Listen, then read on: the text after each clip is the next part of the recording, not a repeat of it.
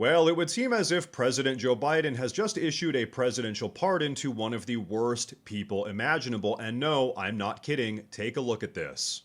Biden grants clemency to Indian American woman Mira Sakdeva, who defrauded cancer patients out of $8.2 million by diluting their chemotherapy treatments. That's right, Biden just granted a presidential pardon to a woman who stole over $8 million from cancer patients by underdosing their chemotherapy treatments. Now, this is obviously one of the most evil things anyone could ever do, and almost certainly resulted in several deaths. But is there any more to this story? As it turns out, Dr. Sakdeva was found guilty in 2012 of one count of healthcare fraud and two counts of making false medical statements. At the same time, the medical firm she owned also pleaded guilty to conspiracy. In fact, the FBI actually investigated Dr. Sakdeva's case and determined, quote, each patient believed they were receiving an amount of chemotherapy medicine that was equal to the amount being billed to their respective healthcare benefit program. The defendant was not providing each patient with the full prescribed dosage of many of the billed chemotherapy drugs.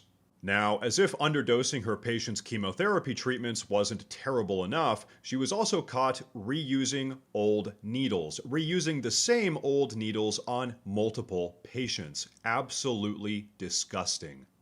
So in 2012, Dr. Sakdeva was given a 20-year prison sentence of which she has served 12. But Joe Biden, in his infinite wisdom, has determined that Dr. Sakdeva isn't actually so bad after all, despite literally stealing money from cancer patients and underdosing their potentially life-saving chemotherapy treatments. Now, at this point, I'm sure all of you are wondering, why would Joe Biden pardon someone who has done something as terrible as this? Well, although he didn't address Dr. Sakdeva's case specifically, he did release this general statement. Today, I'm pardoning 39 people who have shown successful rehabilitation and have shown commitment to making their communities stronger and safer. I am also commuting the sentences of nearly 1,500 people who are serving long prison sentences, many of whom would receive much lower sentences if charged under today's laws, policies, and practices.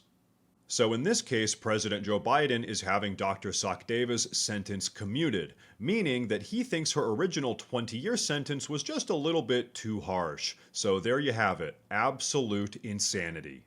But hey, I want to know what all of you guys think about this, so please drop a comment down below. Please like the video if you liked it. Please subscribe, that is huge, it goes a long way and it helps a ton. Thank you very much for watching, and as always, stay safe.